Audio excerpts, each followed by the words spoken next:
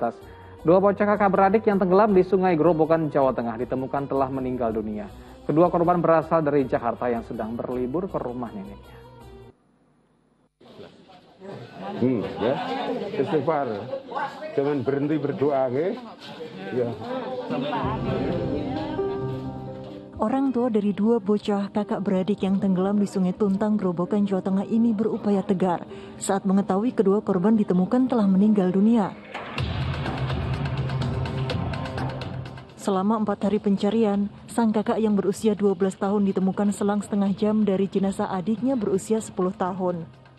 Mereka berada di Kabupaten Demak, sekira 7 km dari lokasi terpelesetnya kedua korban. Korban pertama laki-laki itu ditemukan di pelosok Karang Tengah oleh tim ketiga dan keempat. Kemudian korban kedua itu ditemukan di Trimulyo oleh tim kedua dari MTA tadi. Setelah dibawa ke Puskesmas Wonosalam, kedua jenazah lalu dibawa ke RSUD Getas Pendowo untuk selanjutnya dimakamkan.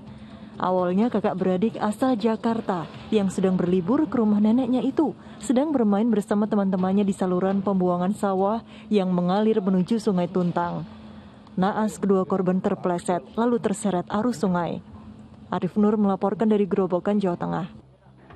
Innalillahi wa inna ilaihi raji'un. Semoga korban kakak beradik bisa diterima di sisi Allah Subhanahu wa taala. Dan untuk kita orang tua pemirsa bisa lebih berhati-hati dan waspada dalam menjaga anak-anaknya. Ustaz, saya cukup miris melihat berita ini, terlebih posisi saya juga sebagai seorang bapak nih Ustaz, yang tidak bisa 24 jam sama anak lagi itu Ustaz. Kadang-kadang mereka main kemana, main sama siapa, kita nggak tahu. Apalagi kalau misalnya anak-anak ya mulai SD, SMP gitu kan lagi liar-liarnya lagi itu Ustaz, pengen main kemana aja.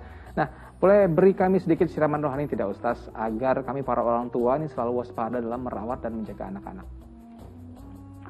Baik Mas Asran dan pemirsa Ajar TV, kita semuanya ketika mendapatkan karunia Allah, maka berarti kita mendapatkan amanah. Apakah itu harta, apakah itu anak, ataupun yang lainnya. Ketika itu menjadi amanah, maka konsekuensinya ada dua.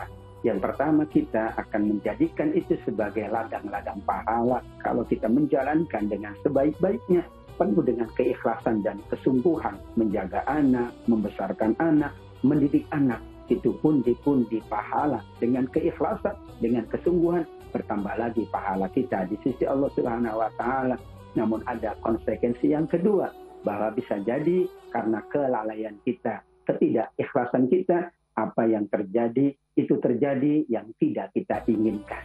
Atas dasar ini, maka kita sebagai orang tua, sebagai guru, sebagai yang selalu mendapatkan amanah dari Allah, pertama kita jadikan semua anugerah Allah itu adalah bahan untuk kita meningkatkan ibadah kita, menambah pahala kita di sisi Allah. Yang kedua, kita jadikan sebagai sarana ujian.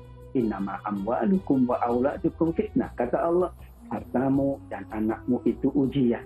Maka orang yang lulus ujian adalah mereka yang bersabar dan bersungguh-sungguh serta ikhlas dalam mendidik anak-anaknya. Sedangkan yang tidak lulus, mungkin ia mudah sekali ya menyalahkan, mudah sekali tidak bersabar, mudah sekali emosi, sehingga kita hindari perbuatan-perbuatan yang menjauhkan kita dari ridha Allah Subhanahu wa taala. Dan yang ketiga, sungguh bahwa keberadaan atau posisi orang tua adalah posisi yang paling mulia. Tidak ada posisi yang lebih mulia dari sebagai orang tua. Allah selalu menggandengkan antara kita beribadah kepada Allah dengan berbakti kepada orang tua. Berarti menjadi orang tua adalah menjadi yang dimuliakan oleh Allah. Kita berbahagia dan bersyukur menjadi orang tua. Berarti Allah sedang memuliakan kita, Allah sedang membahagiakan kita. Syaratnya adalah kita jaga kewajiban kita jalankan kewajiban kita dengan sebaik-baiknya.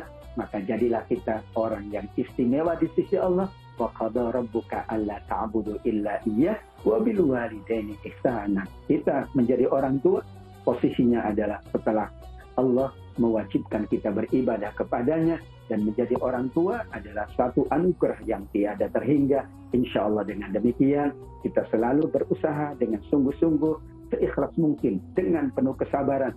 Apapun yang terjadi pada keluarga kita, pada anak kita, jika kita ikhlas dan sabar, maka menjadi pundi-pundi pahala untuk kita semuanya. Amin ya rabbal alamin. Amin ya rabbal alamin. Semoga kita selalu dilindungi